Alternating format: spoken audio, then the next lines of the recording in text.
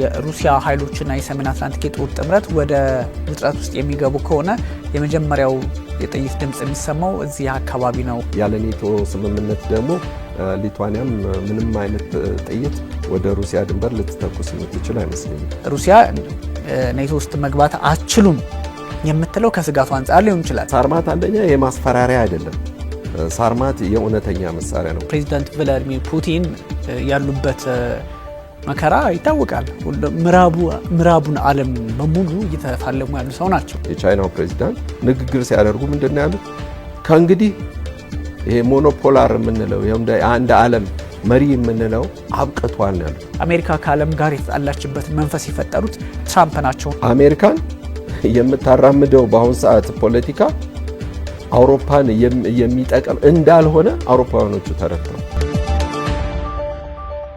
ጤና ይስጥልኝ ተመልካቾቻችን፣ የተለያዩ ዓለም አቀፋዊ ጉዳዮችን በጥልቀት የሚዳስሰው ኤንቢሲ ዓለም አቀፍ ተጀምሯል። ዛሬም እንደወትሮው አለማየሁ ሀሊና ቢኒያም ካሴ አብራችሁ ቆይታ የምናደርግ ይሆናል። ከኛ ጋር ሆኑ ተመልካቾች። እንዴት አለ አሌክስ? ሁሉ ሰላም አለን። ከሰሞኑ እንግዲህ በመካከለኛው ምስራቅ ጉዳይ ከሆርሙዝ ጋር በተገናኘ እንደዚሁም ደግሞ በኤዥያ ፓሲፊክ ፖለቲካ ላይ ፕሬዚዳንት ዶናልድ ትራምፕ ወደ ቻይና መጓዛቸውን ተከትሎ ከዛም ባሻገር ፑቲን እግር በእግር ተከትለው ቤጂንግ ቻይና ገቡ። ከዛስ ምን ተፈጠረ የሚለው በጣም ዓለምን ሲያነጋግር የነበረ ጉዳይ ነው። ከዛ ጋር እንግዲህ በተገናኘ የተለያዩ ሀሳቦች ዓለምም ላይ ይነሳሉ። በተለይ ዛሬ ደግሞ የሰሜን አትላንቲክ የጦር ጥምረት ኔቶና የሩሲያ ጉዳይ እስከዛሬ በእርግጥ የኔቶ በጠቅላላው ኔቶ ማለትም አስቸጋሪ ቢሆንም ግን አንዳንድ ወሳኝ የሆኑ በባልቲክ አካባቢ ያሉ የሰሜን አትላንቲክ የጦር ጥምረት አባላት የሚያደርጓቸው እንቅስቃሴዎች ሩሲያን እያበሳጨ ይገኛል። ሩሲያም ኦፍ ኮርስ የአየር ክልላቸውን ጥሶ በመግባት አንዳንድ እንቅስቃሴዎችን እንደምታደርግ ይታወቃል። እነሱም አት ሴም ታይም ደግሞ ለዩክሬን አሳልፈው የአየር ክልላቸውንና ግዛታቸውን የመስጠት አዝማሚያ አለ በሚል በመንግስታቱ ድርጅት የሩሲያ አምባሳደር ሲከሱ ነበረ። በተለይም ደግሞ እንደነ ላትቪያ ያሉ ሀገራት ይሄ ነገር ትንሽ እስከዛሬ ካየናቸው ውጥረቶች ግዙፎቹን ኃይሎች ወደ ሆነ ግንባር ሊያመጣ ይችል ይሆን ወይ? በተለይም ሩሲያ የፈለገ አይነት አባል ውስጥ ብትገቡ ኔቶ አያድናችሁም የሚል ግልጽ አቋሟን ያስቀመጠችው በመንግስታቱ ድርጅት እንግዲህ አምባሳደሩ ያስቀመጡት ይሄን ነው። ኔቶ አያድናችሁም፣ በባልቲክ አካባቢ ያላችሁ ሀገራት እንደ ኢስቶኒያ፣ ላትቪያና ሊትዌኒያ ያላችሁ ሀገራት በሚል አስጠንቀቃለችና ይሄኛው ጉዳይ ትንሽ አስቸጋሪ ሆኗል። ኦፍኮርስ እንግዲህ ሩሲያ ምክንያት ሊኖራት ይችላል ማለት ነው። በደንብ ከዚህ ሲብንጀምር ወይም ጠቅላላ አውዱ ላይ ከሰሞኑ እየተባባሰ የመጣው ዋናው አብይ ጉዳይ የሚባለው ነገር የተጀመረበት ቀደም ሲል ከሁለት ወራት በፊት ማርች ውስጥ ወደ 13-14 አካባቢ ማርች ይመስለኛል። በእርግጥ በትክክለኛውን ባላውቀውም ብቻ በዛን ሰዓት የተወሰኑ ድሮኖች ከላትቪያ አካባቢ ወደ ሩሲያ ድንበር የተጠጋ እንዳለ አብዝተው ይናገሩ ነበር ዩክሬናውያን። ዩክሬን ጦርም ደግሞ በዛ አካባቢ ላይ አንድ የሆነ ትርምስ ነገር ተፈጥሮ እርዱኛ አይነት ነገር የሚመጣ ሊሆን ይችላል። ያ ማለት ምንድነው? ኦሬዲ የባልቲክ ሀገራትን የምትረብሸው ሩሲያ ናት የሚለውን ነገር ማባባስ ስለፈለጉ ነበረ ዩክሬኖች እና ያ ነገር ወዲያውኑ ሊቆም ችሏል፣ አልተሳካም። አሁን ደግሞ እንግዲህ ባሳለፍነው ሳምንት የሁለተኛ ዓለም ጦርነት የድል በዓል ሜይ 9 ነበር የተደረገው። ከሁለት ቀን በፊት በ7 ሩሲያ የአንድ ወገን ጦር የተኩስ አቁም ስምምነትን ባወጀችበት ሰዓት ያን ጊዜ ከሊቱዋኒያ ላትቪያን አቋርጦ ኢስቶኒያን አቋርጦ ነው ያ ጉዳይ ሊመጣ የቻለው። እንግዲህ ማለት ከኢስቶኒያ ላትቪያን አቋርጦ ነው እስከ ሊቱዋኒያ የመጣው ያ ድሮን እና ያ ድሮን ደግሞ መጥቶ በባዶ በሆነ ግን የነዳጅ ማጠራቀሚያ ስፍራ ላይ አረፈ ነው ይሄ ነገር ሊፈጠር የቻለው። ዋናው መነሻው ይሄ ጉዳይ እንዴት ሊሆን ቻለ ነው። ያን ሁሉ ድንበር አልፎ ወደኛ ሊመጣ የሚችልበት ነገር የለም። ስለዚህ የእንትኖች ፕሮቮኬሽን ነው፣ የዩክሬኖች ረብሻ ነው ይህንን ነገር ሊያመጣ የቻለው የሚለውን ነገር በእርጋታ እንዲያውት ነበር ለማብራራት የሞከሩት ዲፕሎማቶች፣ የሩሲያ ዲፕሎማቶች። ነገር ግን አልተቻለም።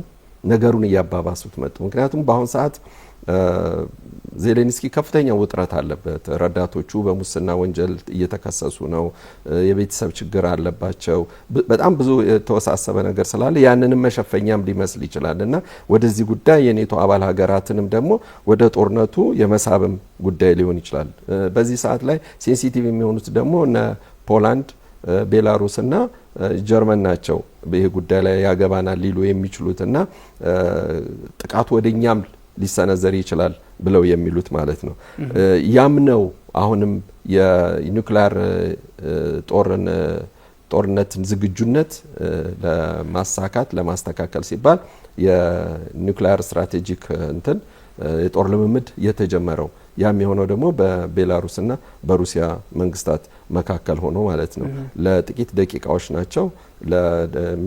ለፕሬዚዳንት ፑቲን ደግሞ እጅግ ከፍተኛ የክፍለ ዘመኑ ትልቁ ክስተት ነው እስከ ማለት ደረጃ ደርሰዋል። የሳርማትን ጉዳይ ማለት ነው እና ውጤታማ የሆነ ሙከራ ነው የተደረገው። ይሄ ደግሞ ነገር ሲደረግ ምንድነው የኒውክሊየር ጦር መሳሪያን ሙከራ አደረክ ማለት አንድ ምልክትም ነው እንድታስብበትም ነው። ሁለተኛ የሩሲያን ሀያልነትንም ማሳያ ነው። ሶስተኛው እንደገና ደግሞ ለዲፕሎማቶችም ደግሞ ጥሪ ነው። ይሄ ጉዳይ በእርጋታ በለሰለሰ መንገድ ዲፕሎማሲ መንገድ ግጭቶች እንዳይባባሱ በሚል ነው። አሁን ሊቱዋኒያ ሩሲያን ልትረብሽ የማትችል ሀገር ናት። ምክንያቱም የ3 ሚሊዮን ህዝብ ያላት ሀገር ናት። በጣም ትንሽ ሀገር ናት። እርግጥም በሩሲያ ነው አሁን ያሉት ኢንዱስትሪዎቿ ጠቅላላ የተቋቋሙት በሶቪየት ህብረት ዘመን ማለት ነው። ኦልሞስት እንግዲህ ወደ 51 ዓመት አካባቢ ከሩሲያ በሶቪየት ህብረት ውስጥ እንደ አንድ ሪፐብሊክ ተቆጥራ የኖረች ሀገር ናት። እርግጥ በዛ ጊዜ ውስጥ ተጨቆንን የሚሉት ወይም ደግሞ ነፃ አልነበርንም ብለው ይበሉ እንጂ ብዙዎቹ ኳሊቲ ብለን ወይም ጥራት ያላቸው ብለን ቴሌቪዥኖች፣ ሪፍሪጅሬተሮች እንደገና ይሄ ሆም አፕላያንስ ምን ለቤት ውስጥ መገልገያ የምንላቸው ኤሌክትሮኒክሶች ቀድሞ የሚመጡት የሚገርም ከላትቪያና ከሊቱዋኒያ ነበር። የነሱ ምልክት ያለባቸው እንዲያውም አስታውሳለሁ የከለር ቴሌቪዥኖች ራሳቸው መጀመሪያ የተሰሩት ሊቱዋኒያ ውስጥ ነው። አየው አሁን በአሁን ሰዓት እንደ ምልክት አድርገው የሚያዩት የስኮሪያ ፖመሽ ይሉታል አምቡላንሶች ራሱ የተሰሩት ከሪጋ ነው። ያ ማለት ላትቪያ ውስጥ ነው። እና እነዚህ ሀገራት ቅድሚያ የሚያገኙ ሀገራት ናቸው በዛን ዘመን ማለት ነው። ይሄን አሁን ላሉበት ዘመናዊ የአውሮፓ ስልጣኔ ውስጥ ሲገቡ አየ መንደርደሪያ የሆናቸው ነው። ያ ማለት ዘመናዊ ስልጣኔ በጊዜ ከሌሎቹ የሩሲያ አካባቢ ሀገራት ወይም ደግሞ ከሩሲያ ሌሎቹ ክልሎች በበለጠ ቅድሚያ ያገኙ መንግስታት ናቸው፣ የክልል መንግስታት ናቸው በዛን ሰዓት ማለት ነውና አሁን እንዲያውም ግራ ያጋባሃል። ለምንድን ነው ይሄን ያህል እንደዛ ሩሲያ ባበላችበት ባሰለጠነችበት ያን ሁሉ ኢንዱስትሪ ባፈሰሰችበት አቅሟ ተመልሳ እንደ ጠላት ልትታይ የምትችልበት ምክንያት ምንድነው ነው? አሁን ሊቱዋኒያ እዛ አካባቢ ላይ አሁን ትፈጥራለች ተብሎ ስጋት ትፈጥራለች ተብሎ የሚታሰበው ምንድነው? በመሃል ያለችው ከሩቅ እንግዲህ በኔቶ አባል ሀገራት ተከባ የምትገኘው ካሊንግራድ የምትባል ከተማ አለች። ያቺ ካሊንግራድ የምትባል ከተማ ደግሞ በሊቱዋኒያና በፖላንድ መካከል ያለች አነስ ያለች ስፍራ ናት።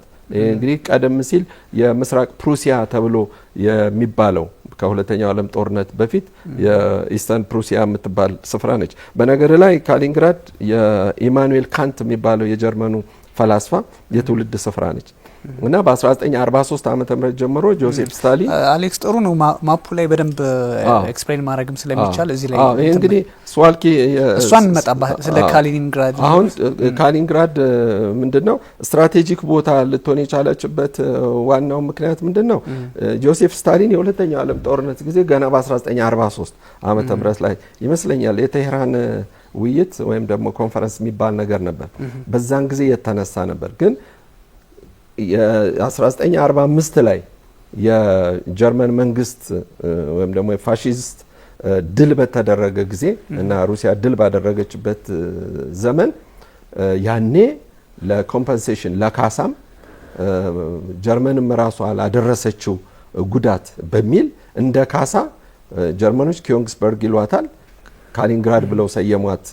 በቅርብ ወዳጃቸው ለዮሴፍ ስታሊን በካሊኒ ስም ሰየመች ከተማ ሆነ አሁን ካሊኒንግራድ ተብላ ትጠራለች። እቺ ከተማ ደግሞ አሁን ይበልጡን አውሮፓዊ ገጽታ ያላት ናት። ከሌሎቹ ስላቪያን ወይም የሩሲያ ሰራሽ ብለን የምንላቸው የከተማ አቀማመጥ እንኳን የላትም። ያቺ ስፍራ ይበልጡን ወደነ ማነው ይሄ የኖርዌይ የስዊድን የምናምን እነዛን አካባቢ ስካንዲናቪያን ካንትሪስ አይነት የቤት አሰራር አቀማመጥ ያላት ስለሆነች ትንሽ ከሌሎቹ ከተማዎችም ለየት ስለሚሉ በአሁኑ ሰዓት እንዲያውም በጣም ብዙ የቱሪስት መስህብ ስፍራዎች አሏት። በነገራችን ላይ ደግሞ እንዲሁም ገዳማትም ጭምርና ቤተክርስቲያኖችም አብያተ ክርስቲያናትም አለው። ስለዚህ ያቺ ስፍራ በኔቶ አባል ሀገራት በመከበቧ ምክንያት ግን ሩሲያን ለማጥቃት እንደ አንድ ይሄ መያዣ ብለህ የምትለዋል አይደለም ለመያዝ የተፈለገ ስፍራ ነው። ያ ማለት ደግሞ በነ ፑቲን በፕሬዝዳንት ፑቲን ደግሞ በፍጹም ሊቀለድበት የማይቻል ሊታወስ የማይቻል ነው። ምክንያቱም ቭላዲሚር ፑቲን ከተመቱ በኋላ መምታትን ሳይሆን ከመመታታቸው በፊት መምታትን የሚፈልጉ እንደሆነ በማንኛውም ስብሰባ ላይ የሚናገሩ ሰው ናቸው። ስለዚህ ያችን የምታክል ትንሿ ሀገር ያችን ወደ ካሊኒንግራድ የሚሄደውን ስፍራ ወይም ሰርጡን ዘግቶ የካሊኒንግራድን ሕዝብ እንግዲህ በረሃብ ለመፍጀት አይነት ነው። በዚህ ጋር እንትን ይፈልጋል። የዚህ ካሊኒንግራድ እንግዲህ የሩሲያው አለች ለየት ያለ ቦታም ነው ክለብም ስለሆነ ማለት ነው። ከዛ ቤላሩስ እዚህ ጋር ይታያል። መሀል ላይ እንደሚያሳዩን እቺ ቀዩዋ ስዋሊ ጋፕ የምትባለው ነች። ስለዚህ እቺኛዋ በጣም ክሪቲካል የሚያረጋት ቤላሩስን ከካሊኒንግራድ ከራሻው ጋር ታገናኛለች። ስለዚህ ራሽያና ቤላሩስ ደግሞ ያላቸው የስትራቴጂ ግንኙነት የፖለቲካ ግንኙነት ይታወቃል። እዚህ አካባቢ ያሉ ሀገራትን ሊቱዌኒያን፣ ላትቪያን፣ ኤስቶኒያን ፕላስ ደግሞ እቺኛዋ ስዋሊ ጋፕ ደግሞ ወደ ፖላንድም ጭምር የምትወስድ ስለሆነ እጅግ ወሳኝ ናት። ይሄ እዚህ ጋር ፖላንድ አለ፣ ሊቱዌኒያ አሉ፣ ላትቪያ አሉ። እነዚህን የመሳሰሉ ቦታዎች ላይ ምክንያቱም እዛ ስፍራ ላይ አሁን ፖላንድም ብትሆን ሊቱዌኒያም፣ ላትቪያም፣ ኢስቶኒያም ብለን የምንላቸው ሀገራት ሁሉ የእንትና ጠላት ሆነው የተቃኙ አይነት ናቸው በአሁን ሰዓት ማለት ነው። ከሌሎቹ እንዲያውም የምዕራባውያን አባል ሀገራት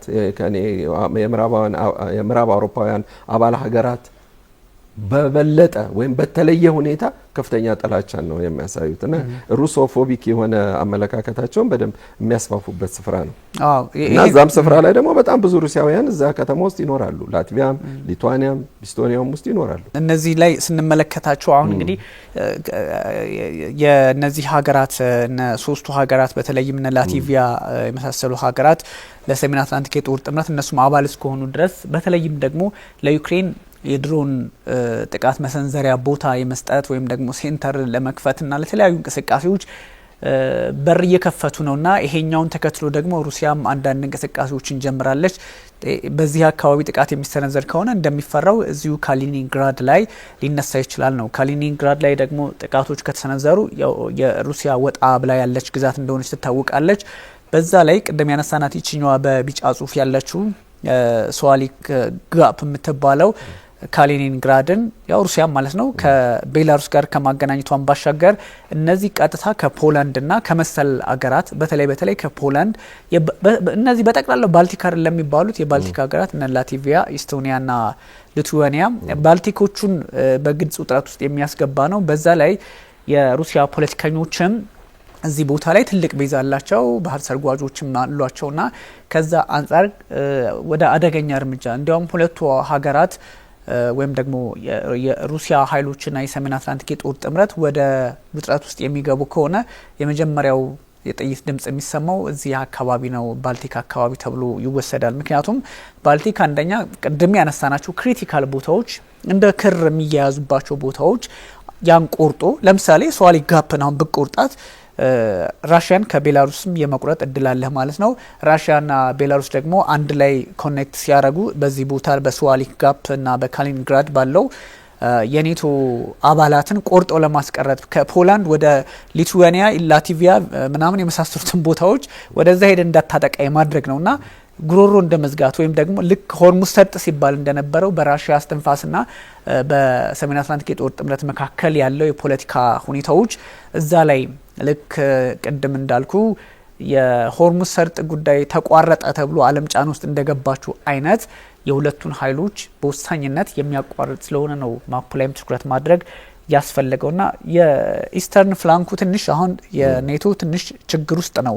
አንደኛ በእርግጥም ድሮን አስተናግዳ ላትቪያ ሩሲያን የምታስመታ ከሆነ አንደኛ የተናገሩት ነገር አለ ልክ ወንድም አይደርስልህም እንደሚባለው እንደ ህፃን ወይም ደግሞ እንደሆነ እንደው የሰፈር ጸም በሚመስል መልኩ ኔቶ አይደርስልህም ኔቶ አያድናችሁም ነው። አንደኛ ኔቶ አሁን ያለበት ሁኔታ እንደምታውቀው ነው። ትንሽ ፕሬዚዳንት ዶናልድ ትራምፕ በተወሰነ መጠን እንትን እያሉ ነው፣ ግን የእሳቸው አቋም ከባድ ነው። 5000 ጦር ደግሞ ወደ ፖላንድ ለመላክ ተስማምተዋልና የኔቶ አፈጣጠሩ ይታወቃል። በ12 ሀገራት 1949 ላይ ምስረታውን ሲያደርግ አላማው ምን እንደሆነ ስለሚታወቅ ያው ከሶቪየት አንጻር ነው። ከዛም በኋላ ሶቪየት ከፈረሰች በኋላም ሲቀጥል አላማው ምንድነው ራሽያ ፌዴሬሽን ስጋት ልትሆን ትችላለች በሚልም ነው ይታወቃል። ከዛ አንጻር ፑቲን የቤስራቸውም ሰርተዋል። ምናልባት እዚህ ላይ የሚጨምረው ነገር ከሌለ ይመልሱልናል ዳይሬክተሮቹ፣ ችግር የለውም ኤን ታይም። ግን የሳርማትን ቅድም ስታነሳ ነበረ።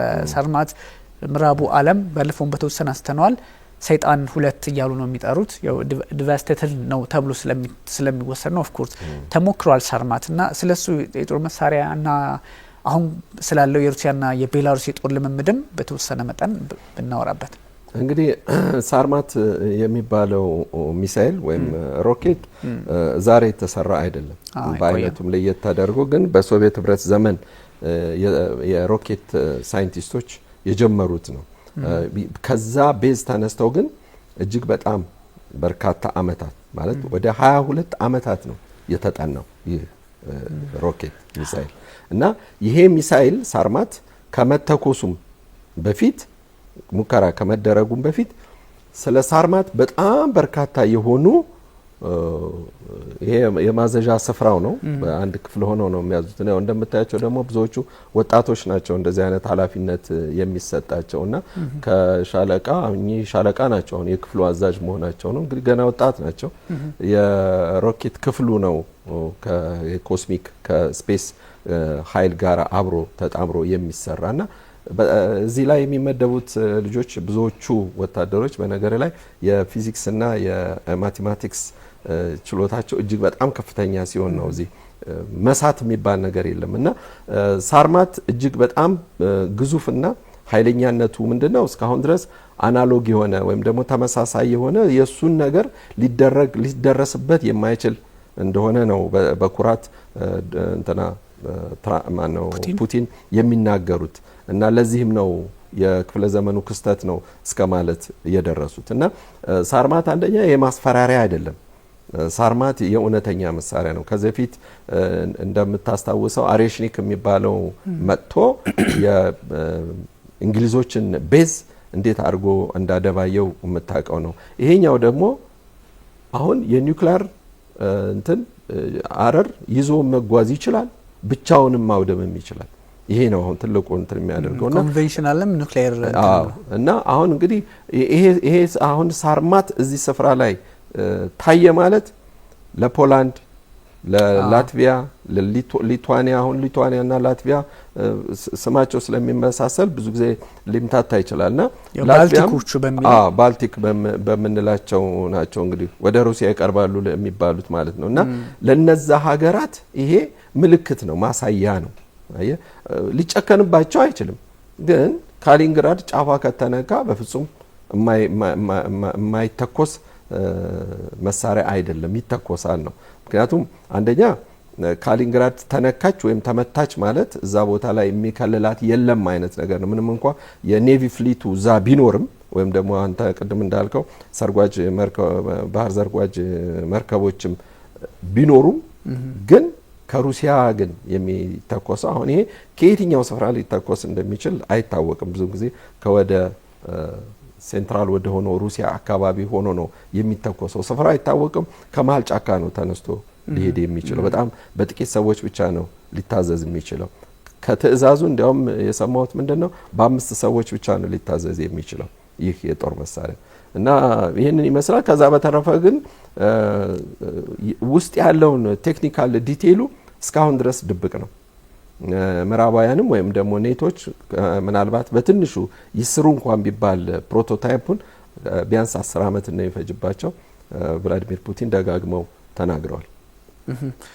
ሌላም የጦር ሲርከት ነው ሌላም የጦር መሳሪያ ሙከራ አድርጓልና እሱም ያው ተመሳሳይ ናቸው።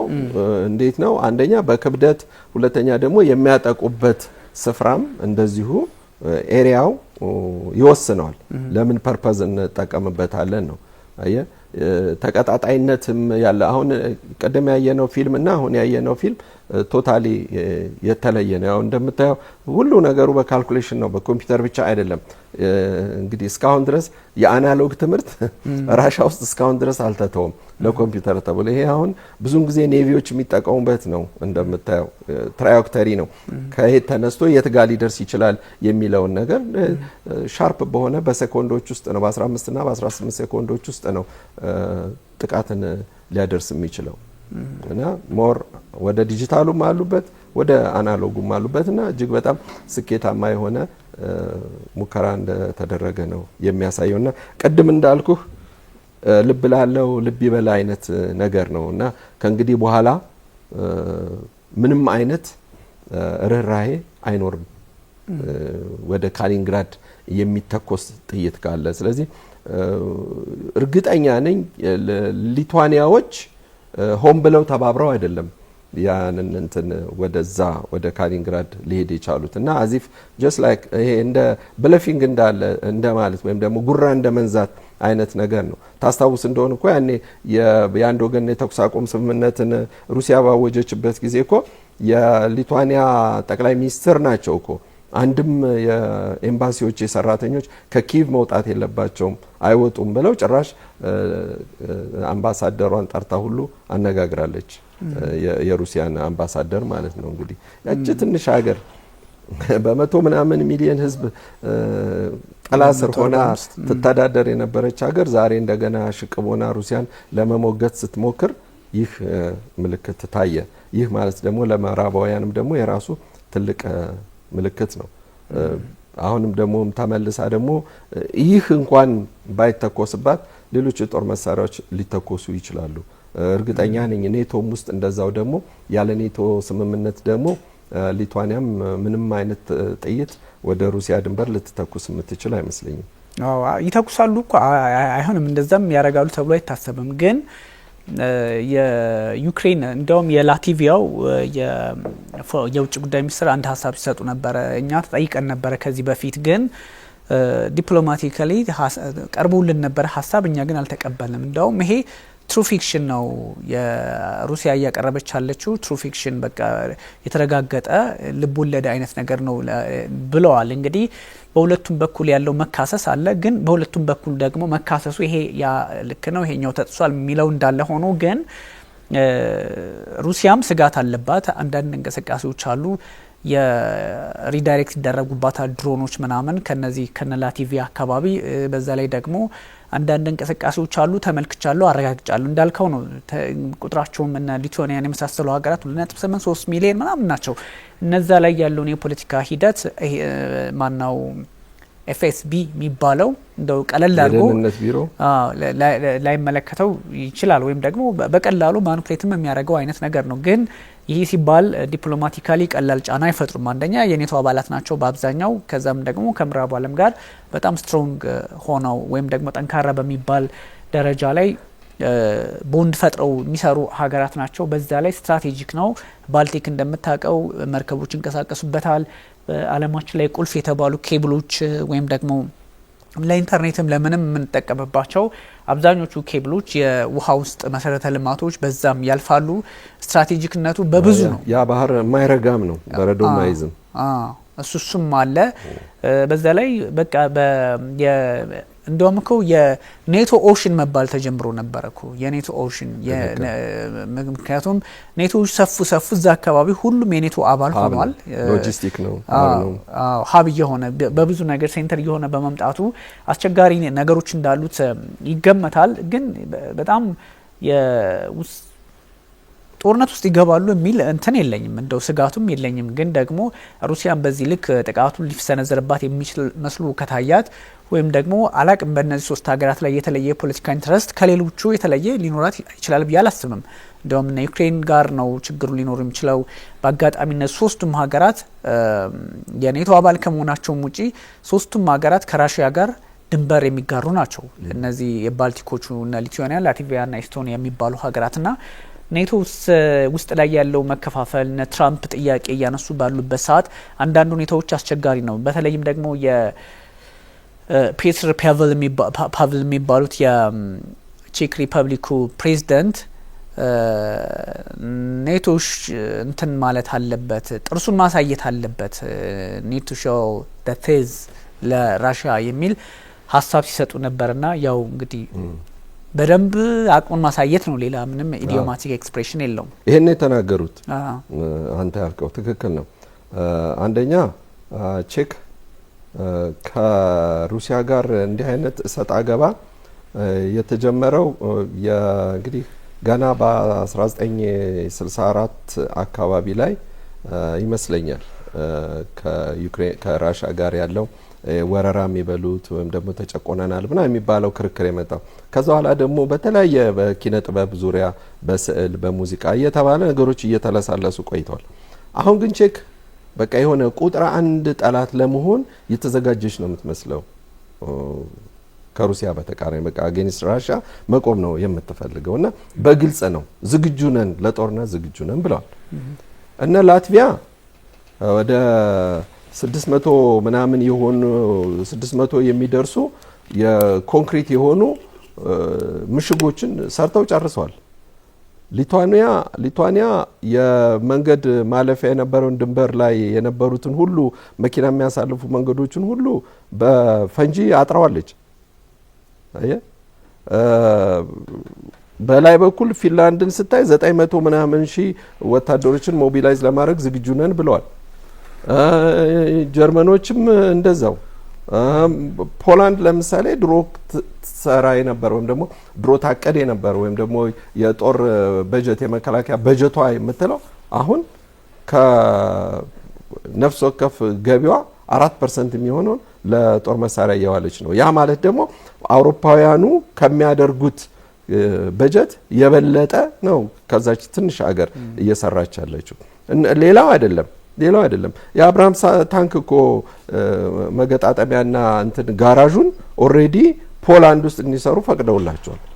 አየ በቃ ኦሬዲ እነዚህ በደንብ አድርገው ቆመዋል። ይሄ ኔቶም ደግሞ ልክ እንደ አንድ ጋሻ ነው ሊያደርጉት የሚፈልጉት። ስለዚህ ካሊንግራድ የሩሲያ እንደ ጋሻ ሆና ልትቆጠር የምትችል ግን በ5 እና በ10 ደቂቃ ውስጥ እንደሚይዟት ካሊንግራድን ነው የሚያስቡት። ነገር ግን 2022 ላይ የዩክሬን ጦርነት በተጀመረ ወራት ባልሞላ ጊዜ ውስጥ ግን ላትቪያ፣ ሊቱዋኒያ እና ኤስቶኒያ ምንም አሁን እንግዲህ ኤስቶኒያ ከሩቅ ነች ያለችው ምንም ልትገናኝ አትችልም። ስለ ካሊንግራድ በዛ በኩል መታ ልታወራባት የምትችልበት አይደለችም። የሚያገባት ሊቱዋኒያ ሆና ሳለች እሷ ነበር ኤስቶኒያ ነበረች ቀድማ ብዙውን ነገር የምትጮህ የነበረውና ያን ጊዜ የሚፈልጉት የነበረው ምንድነው በዚህ ስፍራ ላይ ሊገባ የሚገባው ልብስ፣ የምግብ፣ መጠጥ፣ ውሃ ምናምን የመሳሰሉት እንጂ አሸዋ ሌሎች እነዚህ ሲሜንት ማቴሪያል ግንብ ሊገነቡ የሚችሉበት ምናምን ማለፍ የለባቸውም ሁሉ ብለው አስበው ነበር። ግን የአንድ ቀን ማስጠንቀቂያ ነው ቭላዲሚር ፑቲን የተናገሩት ያን ጊዜ። እረፉ፣ እማታርፉ ከሆነ ጥሰን እንገባለን ነው። ያን ጊዜ ምንም ሊያመጡ አይችሉም፣ ያውቃሉ አቅማቸውን። አየው። ስለዚህ ነው እና ስታያቸው ኦሬዲ ካሊንግራድን ብቻ አይደለም ኦሬዲ ወደ ሩሲያ ለመግባትና በ2030 ሙሉ ለሙሉ የሙሉ ጊዜ ጦርነት እኮ እንጀምራለን ብለው ነው የሚያስቡት። ምን አይነት አስተሳሰብ ምን አይነት አመለካከት እንደሆነ ብዙዎቹ የሩሲያ ሳይንቲስቶች የምንላቸው የወታደራዊ ተንታኞች ብለን የምንላቸው ታዋቂ ደራሲያን፣ የፊልም ዳይሬክተሮች ብለን የምንላቸው ፊሎሶፈሮች እነ ዱጊንን የመሳሰሉ ፕሮፌሰር ዱጊንን የመሳሰሉ ሰዎች አውሮፓዎቹ ምን ሆነዋል ምንድነው እያሰቡ ያሉት ነው እኛንን ትክክል ያልሆን ነው የማለት ያክል ማለት ነው። እንዴት ነው ሩሲያ አጌንስት ሲቪላይዜሽን ልትቆም የምትችለው? እንዴት ነው እኛ አውሮፓ ልንወር የምንችለው? ምን ምክንያት አለን? ምን ፍላጎት አለን ነው። ምክንያቱም የትኛውንም አገር ወራ አታውቅም። የአይዲዮሎጂ ወረራ ታደርግ ይሆናል ማለት ያንንም እሱም ከማርክስ ጋር ያለውን ማርክሲዝም ሌኒኒዝም ተብሎ እንጂ የትኛውንም ሀገር የመወረር ጉዳይ አይደለም የያዘችው። ግን አሁንም ቢሆን በዩክሬን ጉዳይ ላይ ገብተው ግን እንግሊዞችም ፈረንሳዮችም ጀርመኖችም አሁንም እያለሰለሱ ያሉት እያሰቡ ያሉት ነገር ይሄን ነው። በነገር ላይ ፈረንሳይ ከሳምንት በፊት ኦሬዲ ብዙዎቹን ፋብሪካዎቹን ቀይራ አሁን ሚሊታሪ ኢኮኖሚ የሚል ነገር አውጃለች እና አሁን ራፋኤል የሚባለውን አውሮፕላኖቻቸውን፣ መርከቦቻቸውን፣ የጦር መርከቦቻቸውን፣ ታንኮች እነዚህን ወደ ማምረት ነው የገቡት። ይቅርታ አድርግልኝና ምናልባትም ያልተረጋገጠ ሊሆን ይችላል እንጂ እኮ የጀርመኑ መርሴዴስ ካምፓኒ የጦር መሳሪያ ማምረቻነት ለመለወጥ ኦሬዲ ዝግጅቶች ጨርሰዋል ነው ተብሎ እየተነገረ ያለው ያው። ስለዚህ በአውሮፓ በኩል ያለው በቃ ዝግጁ ነን ነው። ሩሲያ ደግሞ ለዚህ መዘጋጀትም አያስፈልጋትም። ማንኛውም 18 ዓመት የሞላው ወጣት ዩኒቨርሲቲ ሲገባ አንደኛ ዓመቱን ከጨረሰ በኋላ የጦር ግዳጅ ስላለበት በሚሊታሪ ውስጥ 2 ዓመት የማገልገል ግዴታ አለበትና ባይ ዲፎልት ሁሉ ጊዜ ዝግጁ ናቸው ማለት ይችላል። ስለዚህ የወራት የ2 ወርና የ3 ወር እድሜ ብቻ ነው የሚፈልገው። ጊዜው ደግሞ አሁን የእግረኛ ሳይሆን የቴክኖሎጂ ሆኗልና ምናልባት ያን ሁሉ ሰራዊት ግን ሞቢላይዝ ማድረግ አያስፈልግም። ግን ፊንላንድ ሙሉ ለሙሉ አሁን በሩሲያ በኩል ያለውን ድንበሯ ሙሉ ለሙሉ ዘግታለች። ጥቂት ቦታ ብቻ ነው በዛ በኩል የሚኖሩ ሩሲያውያን እና ፊንላንድ ውስጥ የሚኖሩ ስላሉ እነሱም ስፔሻል በሆነ ማለፊያ እየተሰጣቸው እንትን የሚሉት የሚያልፉት የሚወጡት የሚገቡ የማን ነው ጉዳት የሚደርስባቸው? በየወሩና በየሳምንቱ ጋዛቸው ለሙቀትም ሆነ ለምግብ ማብሰያ የሚጠቀሙበት የራሻ ጋዝ ብለው የሚሉት እኮ እየተወደደባቸው ነው የመጣው። ይህንን ስራ ማን ነው ሊሰራ የሚችለው? አሜሪካኖች እኛ በመርከብ እናመጣላቸዋለን። በመርከብ እያመጣህ የምትቀዳበትን ቡታጋዝ ነው የሚፈልጉት። በፊት ሰተት ብሎ ነው ቡታጋዙ በቧንቧ ወደ ቤታቸው ይገባላቸው የነበር። ልክ ውሃ በቧንቧ እንደሚገባልን እነዚህ ጋር ግልጽ እንዲሆን ለተመልካችም ውሃ በቧንቧ ሀገራችን ውስጥ እንደሚገባው አውሮፓ ውስጥ ደግሞ የሩሲያ ጋዝ ነው እንደ ውሃ በቧንቧ እየገባ ያለው። ምን አይነት አመለካከት ነው ያላቸው የሚባለውም ለዚህ ነው። ወዴት ነው እየሄዱ ያሉት ነው። ገና የዩክሬን ጦርነት ሲጀመር ሀሳቡ የነበረው ኔቶ እየገፋ መሄድ የለበትም። አሁንም ቢሆን ልክ ካሊንግራድ በኔቶ አባል ሀገራት ተከባ እንዳለችው ሁሉ ሩሲያንም በዛ መንገድ ለማስገባት ነው። በነገር ላይ አርሜኒያ ውስጥ አሁን ቅርብ ጊዜ የተደረገ የአውሮፓን ደህንነት ስብሰባ ተደርጓል እና እዛ ላይ በጣም ብለፍ ያደርጉ የነበረው እነ ማክሮን ጥሩ አልነበረም። አሁን ፓሺኒያን ራሱ እኔ ለሩሲያ ጥሩ አመለካከት አለኝ ምናምን እያሉ አሁን ንስሐ የመግባት አይነት ነገር ነው ንግግር የሚናገሩት። በአንድ በኩል ደግሞ ኤፍኤስ በሚባለው ደግሞ የሩሲያ ደህንነት በእኔ ላይ አሁን ለማደርገው ምርጫ ለመበጥበጥ ብዙ ፕሮቮኬሽን እያደረገብኝ ነው ብለው ይከሳሉ። አስበው ሩሲያ ለአውሮፓ ከምታስተላልፈው ወይም ከአውሮፓውያኖች የምትሰበስበው የጋዝ ክፍያ 4 እጥፍ የረከሰ ነው አርሜኒያ የምታገኘው። ያንንም ማጣት ነው እንደሚፈልጉት እየተባለ። ስለዚህ ባለፈውም ንግግራቸው ከፕሬዚዳንት ፑቲንና የአርመኑ መሪ ጋር ንግግር ፓሺኒያን ጋር በሚነጋገሩ ሰዓት እኛ ከአርመን ሕዝብ ጋር የሺህ ዓመታት ግንኙነት ነው እና ያለን እኛ ከአርመን ሕዝብ ጋር አንጣላም። የፖለቲካ አመለካከቶቻችን ግን ሊያጣሉን ይችላሉ። ይሄ በሀሳብ ጉዳይ ላይ ሊስተካከል የሚገባው ነው ብዬ ነው ማምነው ነው ብለው የነገሯቸው። ያንን ባሏቸው 9 ቀን ባልሞላ ጊዜ ውስጥ ነው አርሜኒያ ያንን ምዕራባውያንን ጠርታ ወደ ኢዩ መግባት እንደምትፈልግ ነው ያወጀችው። ኢዩ ገባች ማለት ደግሞ ምንድነው? አውቶማቲካሊ የኔቶ አባል አገር ልትሆን ትችላለች ነው። ስለዚህ በሁለት ሰርግ ላይ አንድ ጊዜ መደነስ አይቻልም የሚል አይነት ነገርና ወይም ደግሞ እንደ ሀገራችን ቢል 2 እግር አለኝ ብሎ 2 ዛፍ ላይ አይወጣም እየተባለች ነች አርሜኒያ። ስለዚህ ምዕራባውያን በጣም ብዙ የሚሰሩት ኮንስፓይሬሲዎች ይኖራሉ።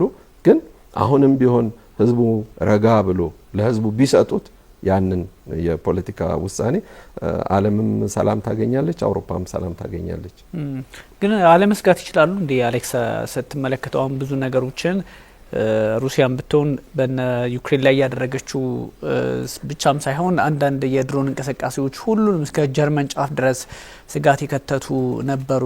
እነ ብራሰልስ ሳይቀሩ በጣም ስጋታቸውን ኮንሰርናቸውን ሲገልጹ ነበርና ያው በሁለቱም በኩል ጥያቄ ሊነሳ ይገባል። ስጋት ሊኖር አይችልም ከሩሲያ ጋር። እንዴት ላይ ኖር ይችላል? ታሪክ አንደኛ ታሪክ ይመሰክርልሃል እኮ ያንተን አመጣጥ አመለካከት ብለን የምንለው አሁን ዩክሬን ላይ ያለውን ነገር ብለህ ብታየው የተማረኩት ወታደሮች እኮ ጥሩ ማሳያ ናቸው። የናዚ ምልክት ያላቸው ስዋስቲካ ያላቸው ናቸው። ፋሺስቶች ናቸው፣ ኒዮ ፋሺስቶች ናቸው። በግልጽ ራሳቸውም የሚናገሩት ነው። የሂትለርን እኮ ስዕል ነው ፎቶ ነው የሚነቀሱት ደረታቸው ላይ። እነዚህ ወጣቶች ኮማንደሮች የክፍለ ጦር አዛዥ ደረጃ ያሉት ማለት ነው፣ ጄኔራሎቹ ጭምር የተማረኩት ሁሉ ሰዎች ማለት ነው። ሁለተኛ እንደገና ደግሞ አሁንም ያሉት ከምዕራብ ዩክሬን ከነ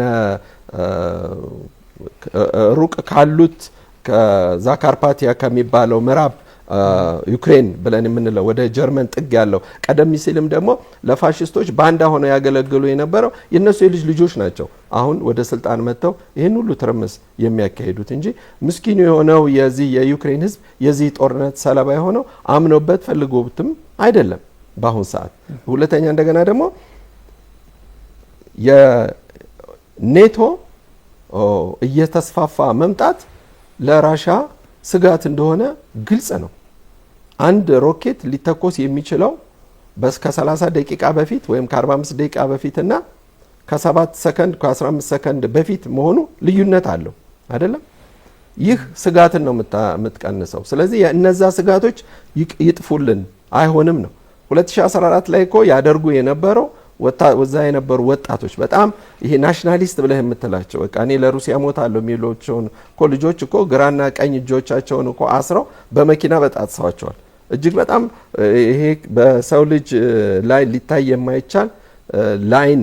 እንዲያውም ሩሲያውያን ያን ነገር ሲዳረግ ሰውየውን አይደለም የሚያሳዩት የነበረው መኪና ላይ የታሰረውን ገመድ ነበር ያሳዩ የነበረው። እጅግ በጣም ሰቅጣጭ የሆነ ጉዳት ነበረ ዳኔትስክ ላይ ያደርጉ የነበረው። አዴሳ ላይ የነበረው የዚህ የሰራተኛ ማህበር አዳራሽ ውስጥ እንዳለ የነበሩትን ሰራተኞች ማህበር ላይ ተደራጅተው ይሄ ጦርነት መቆም አለበት ብለው አዴሳዎች በዛን ሰዓት ላይ በስብሰባ ላይ የነበሩትን ሰዎች ምሽክ አድርገው ነው በመቶዎች የሚቆጠሩ ሰዎችን የጨረሱት። እና በጣም በደንብ በስነ ስርዓት የፋሺስት አካሄድ የፋሺስት ስራን ነበረ ይሰሩ የነበሩ።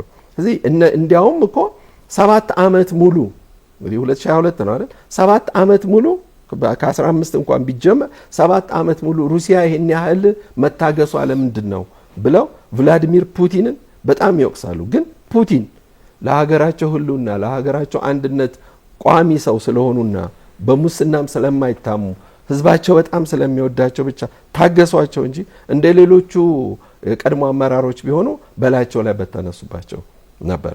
ስለዚህ ስጋት ነው ብላ የምትለው አሁንም እኮ በጠረጴዛ ዙሪያ ላይ ቁጭ ብለን እንነጋገር ነው። በቃ ስጋትህን የግዴታ ማራቅ አለብህ። ይሄ የማንም ሀገር እኮ እንትን ነው። ለምን ታዲያ ካሊንግራድንስ ራሷ ለምን መልሶ አይሏትም ጀርመንን? ያኔ በካፒታል እንትን በማረኳት ሰዓት ነው ይሄን ያደረጉት። ስለዚህ ስጋታቸውን አሁንም ቢሆን በሉጋንስክ ያለው ወዳኔትስክ አካባቢ ያለው ሰው 89% ሩሲያዊ ሆኖ እንዴት ነው አንተ የሩሲያንኛ መማር አትችልም ብለህ ደብተርን ተነጥቀህ የግዴታ ኡክሬንኛን ቋንቋ እንድትማር የምትገደድበት ምክንያት?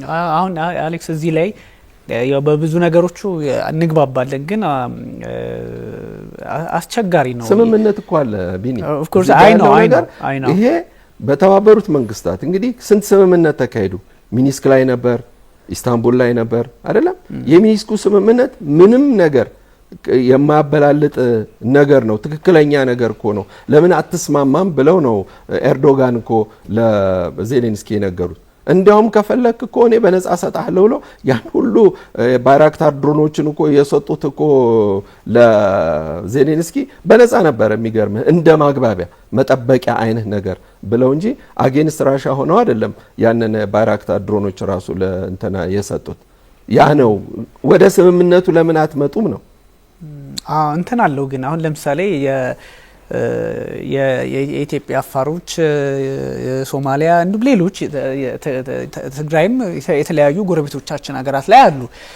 የኢትዮጵያ መንግስት ግን የግድ ይህን ቋንቋ ተናጋሪ የኔ ዜጎች ስለሆናችሁ እዛ ውስጥ ያለውን የራሴን ፍላጎት ወይም የራሴን ትምህርት አማርኛን ወይም ደግሞ በምፈልገው መንገድ የራሴን ትምህርት አስተምሩ የማለት ቻርተሩም አይፈቅድም እና አንዳንድ ነገሮቹ በዛ ልክ የሚታዩ ናቸው።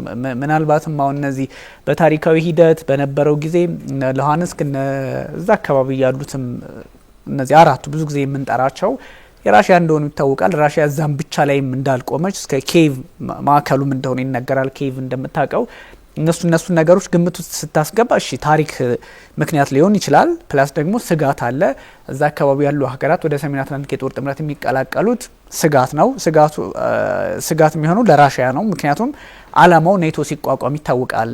ራሽያ እንዳትስፋፋ፣ ሶቪየት ህብረት እንዳትጠነክር፣ ከዛም በኋላ ያለውም ሁኔታ እሱን ኮንሰፕት ይዞ የቀጠለ ኃይል ስለሆነ ሩሲያ ኔቶ ውስጥ መግባት አችሉም የምትለው ከስጋቱ አንጻር ሊሆን ይችላል።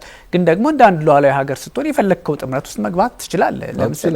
ለምሳሌ ኢትዮጵያ ብሪክስ ውስጥ ገባች ነው። that's the problem። አየህ አሁን ይሄኛው ትንሽ የሆነ እንትን የማለት ነገር አለ አንዳንድ ነገሮች ላይ ይኸውልህ አሌክስ ለምሳሌ ብዙ የሀሳብ ልዩነት ኖሮን አይደለም አይናው። ግን አሁን አንድ ሀገር የሆነ ጥምረት ውስጥ መግባት ቢፈልግ እንደ ሉዓላዊ ሀገር መብቱ ነው። ፕላስ ደግሞ የራሱን ሉዓላዊ ግዛቴ ነው ብሎ ያሰበውን ደግሞ መከላከልና መቆጣጠር እዛ ላይ ጣልቃ እንዳገቡብኝ ማለት መብቱም አለው። ይሄ የመንግስታቱ ድርጅት ቻርተርም 51ዱም ይፈቅድለታል። ስለዚህ ዩክሬን ተመታች፣ ጥቃት ደረሰባት። ጥቃት የደረሰባት ምክንያት ወደ ኔቶ ለመግባት በማሰቧ እሺ ይሄኛው እንደ ምክንያት ልንወስደው እንችላለን። እዛ አካባቢ እና ዶንባስ እነዚያ ፖሪዥያ ምናምን አካባቢ የሚኖሩ የራሽያ ቋንቋ ተናጋሪ ሰዎች ጉዳት እየደረሰባቸው ነው የሚል ምክንያት አለ። ይሄ እንደውም ከራሽያ ይልቅ የመንግስታቱ ድርጅትን ባሳሰበው በአንድ ሉዓላዊ ግዛት ውስጥ የሰዎች መብት ነጻነት ሲገፈፍ መቆጣጠር የሚገባው የመንግስታቱ ድርጅት ነው እንጂ አንተ ቋንቋን ይናገራሉ። በጣም ቀላል ማሳያ ኢትዮጵያ አሁን ለምሳሌ የኛ ሶማሌኛ ቋንቋ የሚናገርባቸው አካባቢዎች ወይም እሱ ትንሽ እንተውና አፋርኛ ቋንቋ የሚናገሩ እሱንም ብንተው ትግርኛ ቋንቋ በደንብ የሚናገሩ የኢትዮጵያ ማንነት ያላቸው ከትግራይ ድንበር ባሻገር ኤርትራ ውስጥ አሉ። ትግራይ ውስጥ እኮ ሶስቱንም አስችላል። ትግራይ ውስጥ እንግዲህ አማርኛ ይሰጣል፣ ሌሎች ቋንቋዎችም ለመሰጠት ፍላጎቶች አሉ ምናምን። ግን እሺ በምንግባባበት ሀገር ነንና እዛ የኛ ትምህርት ይማሩ እዛ እንደዚህ አይነት ነገር ፍላጎታቸው ይከበር የኢትዮጵያ መንግስት ማለት አይችልም። ኦብቪየስሊ እንደምታውቀው የተለየ ፐርስፔክቲቭ አለው ኦፍ ኮርስ። ግን እኔ እንትን ለማለት የፈለኩት ስትረስ ማድረግ የፈለኩት ስጋት ላይኖርባቸው አይችልም። ሁሌም የራሽያ አካሄዶች ፐርፌክሽናቸው በጣም እንትን ያለ ነው ማለት አይደለም። ግን እንደ አንድ ኢትዮጵያዊ ወይም ደግሞ የሆነ መሪ እንደሚወድ ምናምን ልናየው እንችል ይሆናል ብዬ ወስዳለሁ። ሁለት ነገር እንነጋገር። የመጀመሪያውን ላስቀድም ያኛው እንዳልዘነጋ ስለ ቻይናው መሪ ማውራት ስለፈለኩ ነው። የመጀመሪያው ነገር ምንድነው? ምዕራባውያን የማይፈልጉት መንግስት ካለ ሊፈነቅሉት ካሰቡ የማያደርጉት የማይፈጠር አይነት ምልክት ወይም ደግሞ ክስ የለም። ማአት አይነት ክስ ሊመሰርቱ ይችላሉ። በቅርቡ በእነዚህ ባሳለፍናቸው 4 እና 5 ቀናት ውስጥ ማርክ ሩቢዮ እንግዲህ የዘር ሐረጋቸው የሚመዘዘው ከኩባ ነው። ግን ኩባን ለመደምሰስ ወይም ደግሞ ያችን እዛች ስፍራ ላይ ጦርነት እንዲነሳ የማያደርጉት ያላነሱት ሳርና ቅጠል የለም። ህዝቡም እንዲነሳሳ ለማድረግ ሞክረዋል። ግን ለአድማ ሩቅ የሆነ ህዝብ ስለሆነ ድስትና ጭልፋ ይዘው ነው ያንኳኩ የነበሩት እነዛ ኩባውያን። እና ራውል ካስትሮ ላይ እንግዲህ እስከዛሬ ከነበሩት እኚህ ሰው ከኢራን ድሮን ገዝተዋልና በዛ ድሮንና ሮኬት ከኢራን ድሮንና ሮኬት ገዝተዋልና አሜሪካንን ለማጥቃት አቀደዋል የሚል ነው የመጀመሪያው ክስ እንዲመሰረትባቸው። አሁን በፍትህ ሚኒስቴር እየተረቀቀላቸው ነው። ከየት ነው የሚመጣው? እንዲህ አይነት ነገር አየው። ይሄ አሁን ድሮ ኮንስፓይሬሲ ብለን የምንለውን ውስጥ የሆነ አሸምቀው ምናምን ይደረግ የነበረው ነገር እሱ ቀርቶ አሁን በግልጽ ሆኗል። በሐላል ነው ይሄን ነገር እያደረጉ ያለው። የ1996 ላይ በዚህ በኪዩባና በአሜሪካ ግዛት ፍሎሪዳ ነው በሱ መሀል ላይ አንድ ጥቃት ነበረ።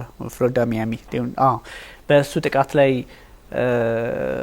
ሰዎች ጉዳት ደርሶባቸው ነበርና በዛ ላይ ራውል ካስትሮ ነበሩበት የሚል ክስ ምክንያት እንግዲህ ክሳቸውን ያን ነው እና ልክ እንደ ቬንዙዌላ ነው እንደ ኒኮላስ ማዱሮ ማድረግ ወደ ኋላ ሄደን ስና ቬንዙዌላን እንወስዳለን፣ ሊቢያን እንወስዳለን፣ ጋዳፊን፣ ሳዳም ሁሴንን እንወስዳለን። አገራቸው ላይ የራሳቸው ችግር ማንም መሪ በራሱ ሀገር ላይ በራሱ ዜጎች ላይ የሚያደርገው የራሱ ችግር አለበት። እነሱ እንደ አንድ ዳኛ ሆነው ነው።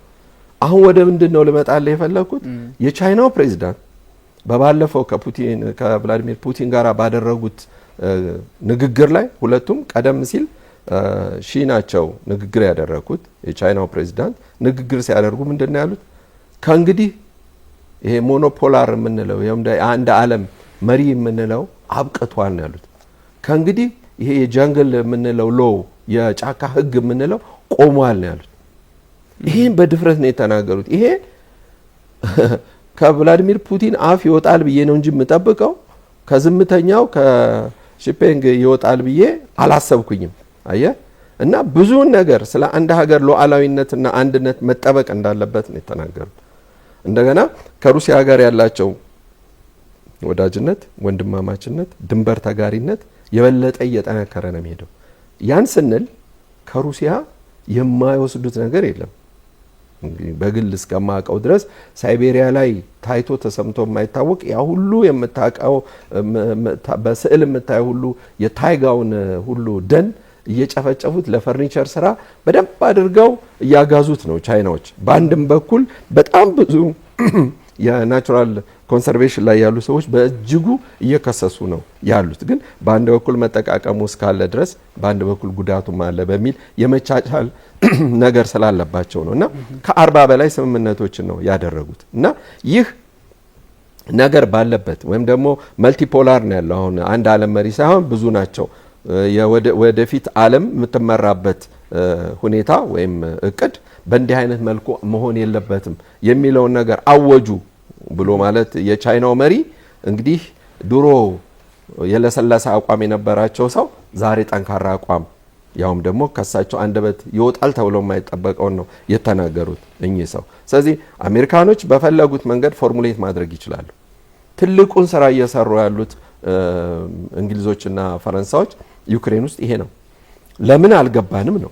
ለምሳሌ በቅርቡ አውሮፓ ከሩሲያ ጋር መነጋገር አለባት የሚል ነገር አነሱ። እነማን ናቸው ሲባሉ ገና እንደመጡ መጀመሪያ ላይ ገና ከሩሲያ ጋር መነጋገር አለብን የሚሉትበት እኮ ምክንያት ምናልባት እኮ የአውሮፓ ሕዝብ እኮ ከአመት ከሁለት አመት በኋላ ቁጭ ብሎ አይቀመጥም፣ ማመጹ አይቀርም። ምክንያቱም ኑሮ በጣም እጅግ ውድ እየሆነበትና እየከፋበት ነው። በነፃ በርካሽ የሚያገኘው የነበረው ጋዝ እስከተወደደበት፣ ስለዚህ የኑሮ የህልውና ጉዳይ ስለሆነ ማለት ነው። ያንን ለማለስለስ ካሁኑ ግንኙነት እንጀምር፣ ንግግር እንጀምር ነው። ንግግር ደግሞ የሚጀምሩት ያሉትም እንደ እቅድ የሚያዙት ደግሞ የዩክሬንና የራሻ ጦርነት ያብቃ፣ ግን ፖለቲካሊም ኢኮኖሚካሊም እንነጋገር ነው። ምክንያቱም አሜሪካን የምታራምደው በአሁን ሰዓት ፖለቲካ አውሮፓን የሚጠቅም እንዳልሆነ አውሮፓውያኖቹ ተረድተዋል። ለዚህም ነው ያፈነገጡት። በኢራንም ጉዳይ ላይ ዘው ብለው ያልገቡትም ሆን ብለው ነው አውሮፓውያን። እንግሊዞችም ቀደም ሲልም በውይይታችን ባለፉት ሳምንታት በተነጋገረውም ላይ እንግሊዞችም ለመጀመሪያ ጊዜ እምቢ ብለው የቀሩትም በዚሁ ምክንያት ነውና ወደ ንግግር እንግባ ብለው ሲሉ እርስ በርሳቸው ነው አሁን እየተፋጩ ያሉት። በአንድ በኩል ሽሮደር ጥሩ ሰው ናቸው፣ እሳቸው ሊያሸማግሉን ይችላሉ ብለው ቭላዲሚር ፑቲን ጠየቋቸው። የለም ሽሮደርማ ያንተ በጣም ወዳጅ ስለሆነ ሽሮደር ሊሆን አይችልም ነው። ከዛ አንጌላ ሜርከል ናቸው የተጠየቁት። አንጌላ ሜርከል በፍጹም ሊሆን አይችልም ነው። አንደኛ አንጌላ ሜርከል በፊትም ቢሆን ከፑቲን ጋር በጣም ወዳጅ ናቸው። ምንም አይነት ይሄ እሳት አገባ የሌለባቸው ይሄ ሩሲያውያን እንዲህ ጀነራላይዝ ለማድረግ ሳይሆን ግን ሩሲያውያን ብዙውን ጊዜ ለሴቶች ያላቸው አመለካከት ከሌላው ማህበረሰብ ይለያቸዋል ይባላል። በእርግጥም የሚታይ ነውና ቭላዲሚር ፑቲን ለአንጌላ ሜርከል ያላቸው ክብር በጣም ትልቅ ነው።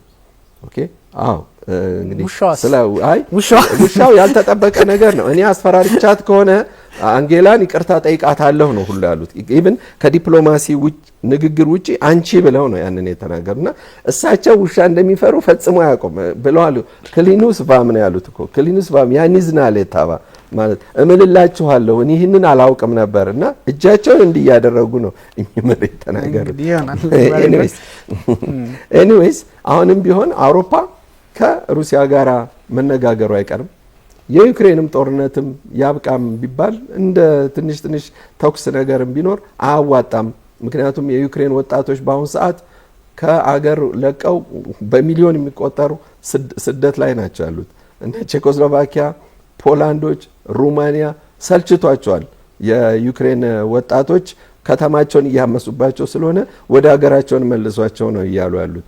ዩክሬን ውስጥ ደግሞ አሁን የሚኖሩ ደግሞ ከፍተኛ ጉቦ የማይከፍሉና የጥቂት ባለስልጣን ልጆች ካልሆኑ በቀር በግዳጅ ወደ ጦር ሜዳ እየተጋዙ ነው። ከህብረተሰቡ ጋር እየተጣሉ ነው። ታፍኖ ነው ወጣቶች እንዳፈሳ የሚሄዱት ያሉት እና በቅርብ ጊዜ እንዲያውም አንድ ያየነው ነበረ። ልጁ ውሻ ይዞ ነው የሚሄደው እና ውሻው አነስ ያለ መስሏቸው ልጁን ይዘው አፍነው ሊወስዱት ሲሉ ሶስቱንም ወታደሮች ውሻው ነክሶ ልጁን አስጥሎት ወደ ቤቱ መሄድ ቻለና ወታደሮቹ መተኮስም ያው እንስሳም ላይ መተኮስ የሚለውም ነገር ስለሌለ ይመስለኛልና በዛ ምክንያት ያ ልጅ ሊያመልጥ ቻለ። ምዕራባውያኖችም አሁን ፊታቸውን አዙረው ወጣቶቹ በግዳጅ ወደ ጦር ሜዳ መሄዳቸውን በሚዲያቸውም ላይ ማያሳዩ እና ብዙዎች ወጣቶች ወደ በግዳጅ ነው የሚሄዱት። አውሮፓም ውስጥ ላይ ያሉትም ደግሞ ሰልችቷቸዋልና ወደ ሀገራችሁ ተመለሱ እያሏቸው ነው። ከዚህ ሁሉ ትርምስ ግን የሚያስፈልጋቸው አውሮፓውያኖች ግን ስብሰባ አድርገው ተነጋግረው በዲፕሎማሲ መንገድ ጦርነቱንም ማቆም፣ ሁለተኛ ደግሞ ከሩሲያ ጋር በኢኮኖሚው በሶሻሉም በፖለቲካው አብሮ መሆን ይመስለኝ። ለዚህም ነው ብዙዎቹ ይሄ በመልካም አስተሳሰብ ያላቸው ተብለው የሚጠሩት ብዙዎቹ ግንባር ቀደም ያልሆኑት ከኋላ ከውስጥ ሆነው ግን በአውሮፓ አባል ሀገራት ፓርላማ ውስጥ ብዙዎቹ ሰዎች የተማሩት ከሩሲያ ጋር ንግግር መጀመር አለብን፣ ኢኮኖሚያችን መሻሻል አለብን የሚል ሀሳብ ስላመጡ ነው። ተገደውም ነው ወደዛ የመጡት። በጣም ነው ጥሩ ነው። ግን እውነት ለመናገር ፕሬዚዳንት ቭላዲሚር ፑቲን ያሉበት መከራ ይታወቃል። ምዕራቡን ዓለም በሙሉ እየተፋለሙ ያሉ ሰው ናቸው። ይሄ ምንም የሚካድም አይደለም። በዛ ላይ ጥንካሬያቸውም እሳቸው ባይሆኑ ሌላ መሪ ቢሆን ሁሉንም ምዕራቡ ዓለም ኢኮኖሚካሊም በቴክኖሎጂም በጦር ሜዳም በግንባር ሳይቀር እየተዋጉ እንዳሉ ይታወቃል። ይሄ ምንም የሚካድም አይደለም። እሳቸው ባይሆኑ ሌላ መሪ ቢሆን ኦፍ ኮርስ በተደጋጋሚ እንደሚባለው ሩሲያ የመሪ ችግር ኖሮባት አያውቅም። እንደነ ጎርባቼቭ አይነቱ አፍርሶ የሚሄድ ካልሆነ በስተቀር አብዛኞቹ በሀገራቸው ሉዓላዊነት እሳቸውም ቢሆኑ ያው በተለያዩ ምክንያቶች በስምምነት ሬገን በሰሯቸው ስራዎችና አጉል እምነትም ጭምር ነው ኦፍ ኮርስ ሀገራቸውን በትነው አሁን ለ15 የተሰነጣጠቀች ሀገር የሆነችው። ኦፍ ኮርስ እሱ እንዳለ ሆኖ ፑቲን ከምዕራቡ ዓለም ጋር የሚፋለሙ ናቸው። በአይዲዮሎጂም በምንም በብዙ ነገሮች የሚፋለሙ ናቸው። ከዛም ሲቀጥል ደግሞ ለዓለም ሚዛን ከማስጠበቅ አንጻር ቻይና ብቻዋን ምንም ልታደርገው አትችልም ነበረ። ቻይና እንዳልከው ደፈር ብለው ሺ ጂንፒንግ የአንድ ዓለም ስርዓት አልቋል፣ አሜሪካ ማለት ነው ኦፍ ኮርስ አልቋል፣ ከዚህ በኋላ ለሁላችንም የሚሆን ዓለም ነው መፈጠር ያለበት የሚል አቋም ላይ የደረሱት። ይሄኛውን ሀሳብ እንኳን ሺ ጂንፒንግ ለመናገር መሪ ያስፈልጋል። እንደ ፕሬዚዳንት ቭላዲሚር ፑቲን ያሉ ጠንከር ያለ መሪ በሚሊታሪውም በኢኮኖሚውም በዓለም ፖለቲካ በመድረክ አያያዝም ጭምር ጠንከር ያለ እሱን ቃሉን እንኳን ለመናገር ያስፈልጋል። ግን ሺ ጂንፒንግ ያ ማለት ለየትኛውም መሪ አይሉም ማለት አይደለም። ለበርካታ የአፍሪካ መሪዎች በአዲስ የዓለም ስርዓት እንደሚያስፈልግ በተደጋጋሚ ሲነግሯቸው ነበረ። በተለይም የአፍሪካ ቻይና ጉባኤዎች በሚኖሩበት ሰዓትና በተለያዩ አጋጣሚዎች ይታወቃል። የፕሬዚዳንት ቭላዲሚር ፑቲን ብቻቸውን ሆነው ይህን ሁሉ የነ አሌክሳንደር ሉካሼንኮ የቤላሩሱ ምናምን ኦፍኮርስ አሉ፣ በሀሳብ ደረጃ ምናምን አሉ። ግን ፑቲን ለነሱ ከለላ ይሆናሉ እንጂ እነሱ ያን ያህል ከለላ መሆን እንትንም የላቸውም። እንደምታውቀው እነሱ ነገሮችን ስትመለከት ትልቅ በዓለም የፖለቲካ ስርዓት ግንባታ ላይ ለሚጠቅመንም ለኛም እሱ ነው። የዓለም ፖለቲካ ስርዓት ዝርጋታው ምን ይመስላል ከሚለው አንጻር ሲሰራ ነው እንጂ ፑቲን አሁንም ዩክሬን፣ ሊቱዌኒያ፣ ላትቪያ እያሉ የደበደቡ የሚቀጥሉ ከሆነ እንደ ሀገርም አይጠቅመንም፣ እንደምንም አይጠቅመንም። ግን እነሱም ያለባቸውን ግፊት እየተቋቋሙ ግን ደግሞ አማራጭ ዓለምን ከመፍጠር አንጻር ነው እኛም ለየት አድርገን ብዙ ጊዜ በተደጋጋሚ የምናነሳውና እኔ ግን አሌክስ በጣም የሚገርመኝ ነገር እነዚህ የዩክሬን ወታደሮች እያየው ነበር። እኔም ከዚህ በፊት አንዳንድ ጽሁፎችን ሁሉም አይደሉም አንተ እንዳልከው የተወሰኑት የናዚን ተነቅሰው ተገኝተው ነበረ። ፊልም ተደርጎም አይቻለው ማለት ቪዲዮ ተቀርጾ ምናምንና አገንስት ምዕራቡ ዓለምም ጭምር እኮ ነው ይሄ ራሷን ጀርመንንም ጭምር ነው ለናዚ ያላቸው አመለካከትና ሁሉም አይደሉም አንዳንዶች ናቸው። ይሄን እየተመለከቱ የምዕራቡ ዓለም ደግሞ ስቲል ስትሮንግ ሆልድ የዩክሬን ደጋፊዎች ናቸውና ጸቡ በእርግጥም ከሩሲያ ፖለቲካ ጋር ብቻ ነው የሚልም አይነት እንትን ሊፈጥር ይችላልና ብዙ ጥያቄዎች የሚነሱበት ዓለም ነው። ግን ጂኦፖለቲካል በፈር ዞን የመፍጠር አካሄዶች በዚህ በባልቲክ አካባቢ እየጨመረ መጥቷል። ኪዩባን ስታነሳ ይሄ የ1959 የነ እንግዲህ ባቲስታ ከወደቁ በኋላ እንደምታውቀው የኪዩባው ሚሳይል ክራይሲስ ጣሊያን፣ ጀርመን፣ ዩናይትድ ኪንግደም ላይ አሜሪካ ኒውክሌር ጦር መሳሪያዋን ሚሳይሉን የኒውክሌር ተከላለው ባለሽ ጊዜ ያኔ ኦፍ ኮርስ ታከለችው እንጂ አይደለ። አሁን 5 ሀገራት አሉ አይደለ የኔቶ አባል የሆኑ ከዛ at the same time ደግሞ ሶቪየት ህብረት ተመሳሳይ እርምጃ ወሰደች። ያኔን ቀውሱ ነበረ። ከዛ ደግሞ ቤይ ኦፍ ፒግስ የሚባለውም አሜሪካ ከነ ፊደል ካስትሮን ከሚቃወሙ የኩባ ሰዎች ጋር ሆና የጀመረችው ነበረ 61 62 ላይ ማለት ነው። እንዲያውም የመጀመሪያ ልጃቸውን ነው አይደለም እንድታስገድላቸው ሁሉ ሲአይኤ ኦሬዲ እንትና አርጓት ነበር፣ አዘጋጅቷት ነበር። እነዚህ ነገሮችን ተንብለው ከቆዩ በኋላ እሱ አልፎ 1996 እሺ ያኛው የፕሌኑ ጥቃት ደረሰ፣ ሰዎች ህይወታቸውን አጡ። ራውል ካስትሮ ነበሩ። ራውል ካስትሮ አሁን ሪታየር ናቸው። አሁን ያሉት እነ ካናል የተለያዩ ስራዎችን እየሰሩ ያሉ ሰዎች ናቸው። ይህን ሁሉ ስትመለከት ምዕራቡ ዓለም እዚህም እዛም እያለ ነው ለማለት ያስደፍራል። ፕላስ ግን አሜሪካ ደግሞ ተበተናለች ማለት ኢራን ውስጥ ምንም አይነት የፖለቲካ መሻሻሎች አሉ ትራምፕ ናቸው ተሻሽሏል ይላሉ። ኢራን ደግሞ አይ እንደዚህ አይነት ነገር አላየንም እስካሁን ከመብታችን የተወሰነ ምንም መሻሻል የለም ትላለች። ከዛ ጫፍ ላይ ደረስኩ ልተኩሰው ነው 1 ሰዓት ቀረኝ ምናምን ይላሉ። ከዛ ያራዝሙታል። መካከለኛው ምስራቅ እንደዚህ እየተራመሱ ከኔታኒው ጋር ዱላ ቀረሽ የስልክ ውይይት ነበራቸው። ከዛ ሲሻገር ቻይና ሄዱ። ቻይና ሲመለሱ ተሳክቶልኛል አሉ። እንደ ህፃን ልጅ የኔ ዌልካሚንግ በጣም ይበልጥ ነበረ ከፑቲን ሴሌብሬሽን ማለት ጀመሩ። ፑቲን ትራምፕ በጣም ይገርማል። ግን አቀባበሉ የኔ ይበልጣል። አሁን እንደው የአሜሪካ ፕሬዚዳንት ሆነው ኤኒዌይ እንደዚህ ካሉ በኋላ ቬንዙዌላ ላይ ሻሳኩ ሙሉ በሙሉ አሳኩ ማለት ከባድ ቢሆንም ግን መሪን የሚያል ነገር አንጠልጥለ ከሄድ ካሳክተዋል። ከዛ ኪዩባ ላይ መጥተዋል። ይሄ ሁሉ እዚህም እዛም መርገጥ ለፕሬዚዳንት ዶናልድ ትራምፕ ጣጣ ራሱ ኔቶም ጋር ተጣልተዋል። ይሄ ሁሉ አሜሪካ ከዓለም ጋር የተጣላችበትን መንፈስ የፈጠሩት ትራምፕ ናቸውና ሜቢ ከአሜሪካ ጋር የነበሩ ኃይሎች ከዚህ ቀደም የነበሩ አሁን ቅሬታ አላቸው። ሆርሙዝን አንተባበርም ያሉትም አኩርፎ ነው ትራምፕ እየገፏቸው ስለሆነ እንደዚህ አይነት ነገሮች ምናልባት ሩሲያና አሜሪካ ማለት ቢከብድም ፑቲንና ትራምፕን አንድ ላይ እንዲሰሩ የሚያደርጋቸው ነገር ጭላንጭል ሊታይ ይሆን አሌክስ? አዎ እንግዲህ የምታየውም ነው እኮ ብዙውን ጊዜ እሳቸው ከትራምፕ ከፑቲን ጋር ብዙውን ጊዜ ሚስጥራዊ ግንኙነት ያደርጋሉ፣ ንግግር ያደርጋሉ። እንዲያውም ታስታውስ እንደሆን አሁን 47ኛ ፕሬዚዳንት ናቸው አይደለም? 45ኛ ፕሬዚዳንት በነበሩ ጊዜ እቤታቸው ሆነው በመነጋገራቸው በኤፍቢአይ በኩል እኮ ክስ ሁሉ ተመስርቶባቸው ነበር። ዶናልድ ትራምፕ ለምንድን ነው ኦፊሻል የሆነ መንገድ ነው መነጋገር ያለብህ እንጂ ዶክሜንትድ መሆን አለበት ነው እና ለአሜሪካንም ለዓለም ደህንነት ሲባል ግን ያን ንግግር አድርጌያለሁ እስከ ማለት ደርሰዋል ዶናልድ ትራምፕ። ፑቲን ያው እንደምታውቀው በጣም የረጋ አእምሮ ተረጋጋ ሰው። ያው መቼም ኬጂቢ ስትሆን አንተ የስለላ ሰው ስትሆን ሩሲያ ውስጥ ትምህርቱ ቀላል ነገር አይደለም። በጣም ነው የሚያረጋጋ። የፈለገ ኢሞሽናል ብትሆን ተነስተ ብድግ የምትለው ነገር የለም። ሁል ጊዜ በቃ ይሄ ፓወር ኦፍ ናው ብለው አሁን ዘመናዊ ሀሳብ የምናስበው በራሽያን የሴኩሪቲ ሰርቪስ ሲስተም ውስጥ ኤጁኬሽን ውስጥ ዋናው ሜቶዶሎጂ መረጋጋት ነው።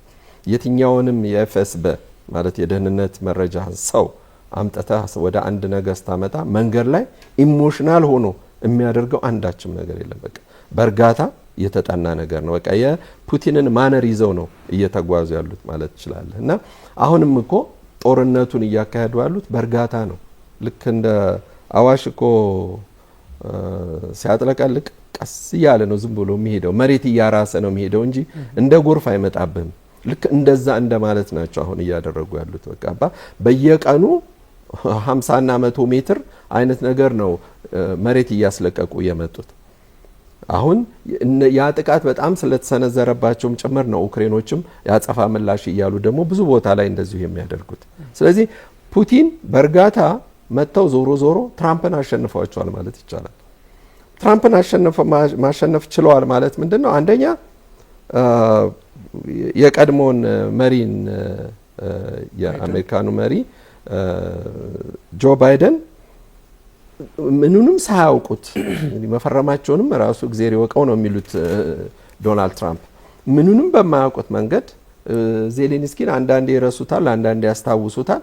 ግን የፈለገውን ሁሉ መሳሪያ ሰጥተውት የፈለገውን መሳሪያ አስቀርቶ ወይም ጥይት አስቀርቶ የፈለገውን ደግሞ የሚሸጥ ሰው ነው ዜሌንስኪ ማለት። ኦፊሻሊ ፕሬዚዳንት ፑቲን የተናገሩለት ማለት ነው። ያለው መረጃ ምዕራባውያኑም የሚያውቁት። ቀደምም እንዳልከው ደግሞ እነ ዩክሬኖች የሚያደርጉት ነገር እና አላግባብ የሆነውን ነገር የሚባለውን የምዕራባውያን ሚዲያዎች አያሰራጩትም፣ አያስተላልፉትም። አንድ ወገን የሆነ ምዕራባውያን ኒውስ ብቻ ስለሚከታተሉ ማለት ነው። ስለዚህ አሁን ትራምፕ ደግሞ አጌንዛት የምዕራባውያኑን ኒውስ የሚታገሉ ነው ሁሉ የሚመስልህ። በቃ ብዙም ጊዜ ሲጣሏቸውና ሲሰድቧቸው ነው የምታየው። እና ይሄ ነገር ኦልሬዲ አንድ እያደረጋቸው ነው ፑቲንና ትራምፕን። ምናልባት ታሪክ በኋላ የሚነግረን ነገር ሊኖር ይችል ይሆናል። በጋዛም ጉዳይም በኢራን ጉዳይም በቬኔዙዌላም ጉዳይም በዝምታ አልዩበት እኔ ይህንን ሳደርግ ይህን ታደርጋለህ የሚል ያ የራሱ ሰዋዊ የሆነ የራሱ የነሱ የሁለቱ ሰዎች ኤጎ ይህንን ነገር ሊያደርግ ይችላል። ስለዚህ ትራምፕ በቻይናም ባለፈው በተነጋገርነው መሰረት በማነው ሺን ከላይ አስቀምጠው ግራና ቀኝ ሆነው አገርን መምራት ነው የሚፈልጉት። የአሜሪካንን ኢኮኖሚ ነው ማሳደግ የሚፈልጉት። ስለዚህ ትራምፕ ምንጊዜም ከፑቲን ጋር መልካም ግንኙነት ካላቸው ችግሮችን በሰላም ፈታለሁ። ለምን ዩክሬን ለትራምፕ ችግር አይደለችም። ራሱ ዜሌንስኪ ነው የማይስማማው እያሉ ደግሞ ደጋግሞ ነው የሚናገሩት። ስለዚህ አንዳችም የጦር መሳሪያ ወይም አሚኔሽን ለዩክሬን በአዲስ መልክ አለመስጠታቸው ትራምፕን እንደደገፉ ነው የሚቆጠረው። አየው። ስለዚህ ትራምፕ እድለኛ ሆነው ፑቲን እድለኛ ሆነው ከትራምፕ ምንም አይነት እርዳታ ዩክሬን ስለማታገኝ በጦር ሜዳው ላይ ይሄ እድል ወይም ደግሞ በለስ ይቀናታል። ዶናልድ ትራምፕ ከዚህ ውጪ ሊያደርጉት የሚችሉት ነገር የለም አጌንስት ፑቲን ብዬ ነው ማምነው። እነዚህ ብዙ አካሄዶች እንደዛ ይመስላሉ። ምክንያቱም ምዕራቡ ዓለም በራሱ ከዚህ ከታሪፉም ኔቶም በዚህ በመካከለኛው ምስራቅ ውስጥ አለመሳተፉ ፕላስ ደግሞ ሚድልስት ላይ ያሉ አንዳንድ አጋሮቻቸውን የደገፉበት መንገድ መጠኑ የተለያየ የሆነ መምጣቱ አሜሪካ የተወሰነ የማክሮፍ ባህሪ ያሳይታለች። ኔቶንም የመክፈል አይነት ነገር አለ ወይም ደግሞ እስከ መውጣት የመድረስ አዝማሚያዎች አሉ። ያ ማለት ለሚቀጥሉ 3 አመት ወይ 2 አመት ትራምፕ እስኪመረጥ 2 አመት አይደለ? ያው 2 አመት ከ6 ወር ምናምን እስከዛ ሊቆይ ይችላል። ግን አውዱ እስከዛሬ 2 አመት የሚቆይ አይመስልም። የዩክሬንና የሩሲያ ጉዳይ ይለይለታል። ከዚህ በኋላ እንግዲህ የሚቀጥል ከሆነ ኦፊሻሊም በቅርቡ ይቆማል ብለው እኮ ነው ባለፈው የተናገረው የነበሩት ፑቲን። የቤት ስራቸውን ከጨረሱ እነዛን ግዛቶች ከወሰዱና አንዳንድ ነገሮቻቸውን ካስተካከሉ ያን የማድረግ አዝማሚያዎች ይኖራሉ። ብዙ ተስፋም አለ፣ ስጋትም በተወሰነ መጠን አለ። ዞሮ ዞሮ ግን አሁናዊ ቅጽበቱ የኔቶና የሩሲያ ውጥረት በዚህ በላቲቪያ አካባቢ ከፍ እንዳለ ቀደም በደንብ አንሳናቸው በነ ካሊኒንግራድ በኩል አደገኛ ነገሮች እንዳሉ ይጠቁማል የሚለውን ለማንሳት ነው። አሌክስ እንግዲህ ሌላ ጊዜ ደግሞ በስፋት እንመለሳለን በዚሁ በዛው ቀጣናና በተለያዩ አካባቢዎች። አመሰግናለሁ። አመሰግናለሁ። ውድ ተመልካቾቻችን ስትከታተሉት የነበረው ኤንቢሲ ዓለም አቀፍና የተለያዩ ሀሳቦችን አንስተናል። በተለይም የዚህ የባልቲክ አካባቢ ውጥረት ምን ይመስላል፣ ካሊኒንግራድ አካባቢ ምን አይነት አዳዲስ ነገሮች አሉ፣ የሰሜን አትላንቲክ የጦር ጥምረት ወይም ደግሞ የኔቶና የሩሲያ አሁናዊ ውጥረት ምን ላይ ነው ያለው የሚለውን በስፋት አንስተናል። አለማየሁ ሀሊና ቢኒያም ካሴ አብራችሁ ቆይታ አድርገናል። መልካም ጊዜ ይሁንላችሁ።